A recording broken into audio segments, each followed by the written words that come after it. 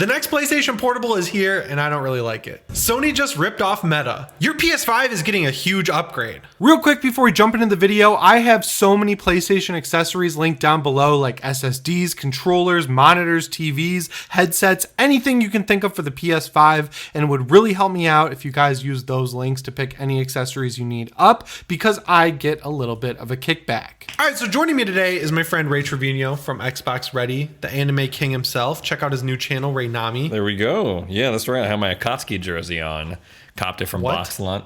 Akatsuki. What is that? It's the ninja terrorist organization in Naruto. Oh, okay. This update is a big update. It's the big summer update that we've been waiting for. And the funny thing is, in my last video, I predicted every feature that comes along with it. Oh, fortune teller. Without any leaks. Like, I just was like, this is what I think will come. So that felt kind of cool. I mean, as an Xbox guy, I kind of seem like these big kind of software updates that Sony does versus like they kind of trickle out over on Xbox. It's like we kind of got a string of news over on that side where, you know, it's like Discord voice chat coming and then, oh, the boot up time is coming. And it's like they all kind of trickle out and they're all sort of in the insider build. So we know about them for a while before they even rolled out. But I kind of Sony's like, here's just a big ass update for everyone. Yeah, it makes it like an event for us, but it's kind of cool. So yeah, this update adds 1440p support, and they actually added a cool little thing in the menu where you can test if your TV supports 1440p output.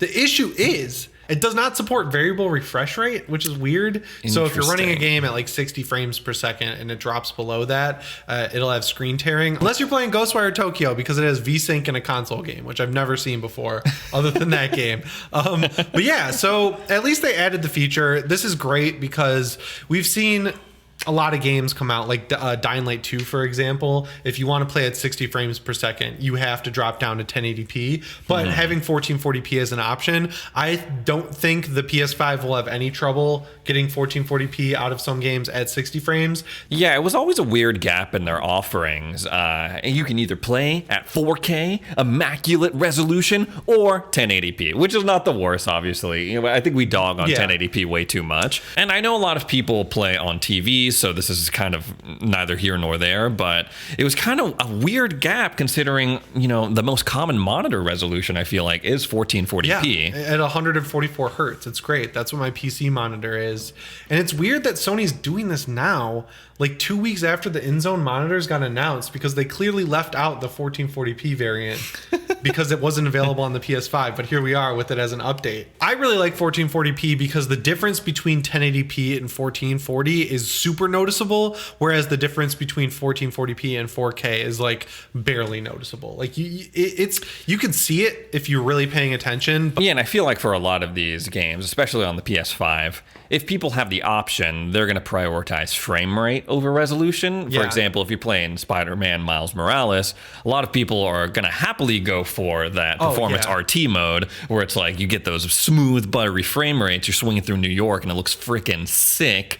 And it just kind of upscales and checkerboards. Frame rate is most important. Like once you experience 1440p or 4K, it's really easy to go back to 1080. Like you'll notice it for a couple hours, but you'll get used to it. Going from 60 frames per second back to 30 is like, oh, I don't want to do this anymore. The best option if you're going to go below 60 is running a TV at 120 hertz and then doing 40 FPS gameplay. It looks so much better. But this isn't the only feature. We also finally got folders, except they're not being called folders. They're being called game lists. You can have 15 of them, and you can put up to 1,000 games in your game lists. So I guess that would include games that aren't installed on your console, because I think you would run out of room pretty quick if you're trying to install 1,000 games on the PS5's 600 usable gigabytes of storage. Yeah, not even a full terabyte. Yeah, I mean, especially now that you're going to have a little bit more access to backwards compatible titles, maybe you can organize your game titles according to generation.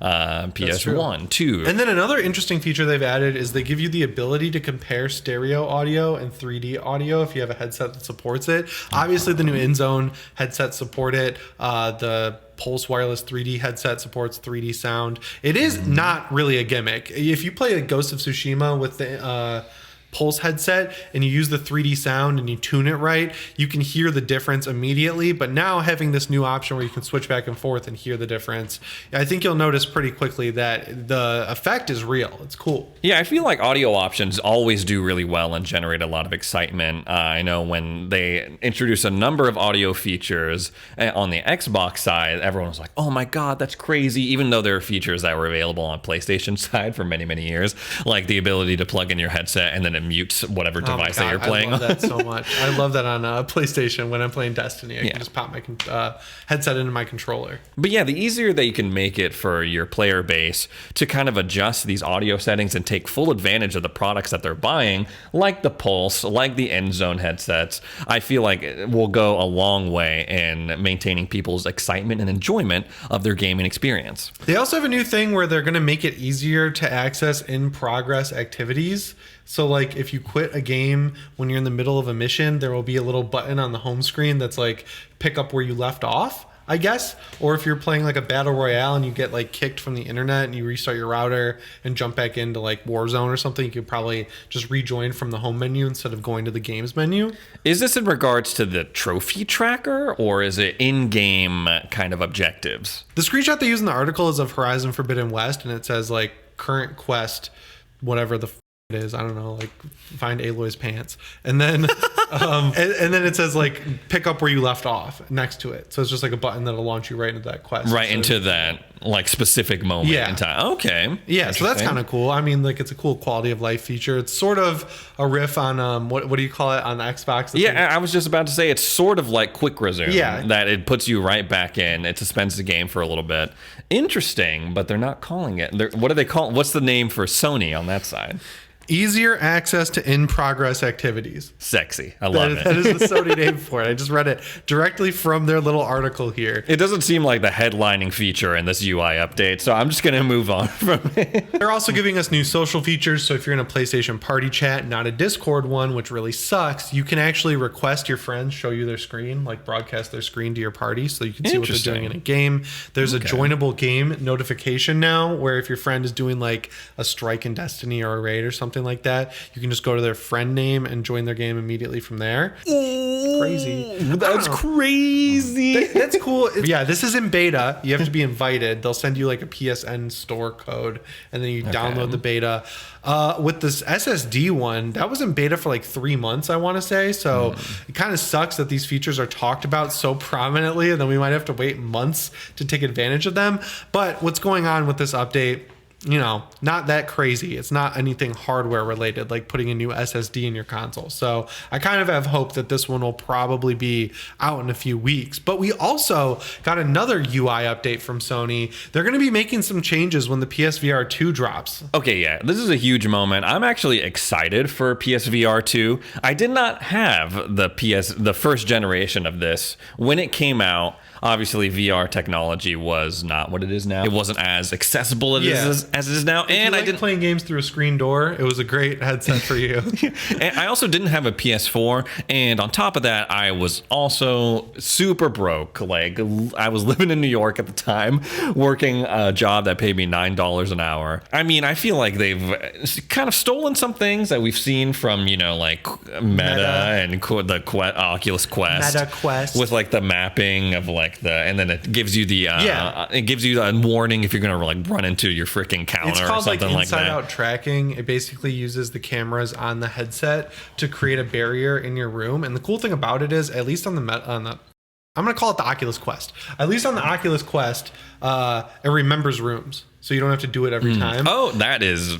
Yeah, that if they steal that would be best. They show off that feature. They also have a new broadcast mode where I guess you can record and stream yourself if you have the HD camera for PS5. You will not catch me doing that. But I love on TikTok when people show VR stuff, they put big googly eyes on their VR headset. They're like going on a rampage of like killing the whole entire Jedi temple and all their families. And the thing I'm really excited to take advantage of, because I've used it a lot on the Oculus Quest, Quest is this theater mode, so you'll be able to play games like with a DualSense, a PS5 game, as if you're sitting in a movie theater. It's going to give you a big virtual screen. I mean, reading through this, that was a feature that I thought, at first I was like, that's stupid. Why would I do that? And then I was like, actually, I'm thinking about it now. This could be a really awesome time, especially like if you are out there and you have like roommates or like something like crazy is going on in your house. Yeah, and it's you like live in an apartment. it allows you to like immerse yourself in a way that you wouldn't normally be able to do. And it supports all PlayStation games is what it was saying in this article. Like you can play any of your PlayStation games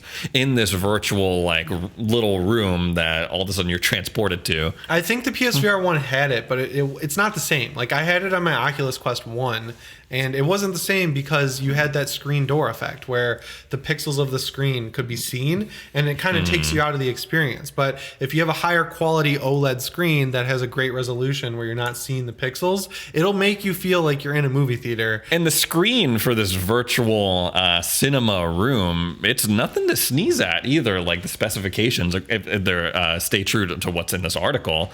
HDR, they got HDR support, OLED 2460, 120 hertz. Yeah, freaking. That's what you want to see. And I hope games at least run at a locked 60 because when it's annoying. We were talking about this earlier when games drop below 60 on a PS5. It's annoying. If you're in VR, you'll want to throw up if any of the frame rate changes at all. I just think it'd be cool. Like my wife is watching Love Island UK season 3 right next to me, and I get to like put on my headset, like headphones, and I'm in a separate room. But the hardware train does not stop there because Sony also today at 5 in the morning, which was super inconvenient. Don't do that anymore, please, Jim Ryan. They announced a new Backbone controller. Yeah, what the hell? You have experience with these. Okay, first of all, I will say. Me saying that I like the Backbone controller was probably like one of my top 3 like most hated things I've ever done on the channel. And but it did launch me into like comparing it to the Razer Kishi.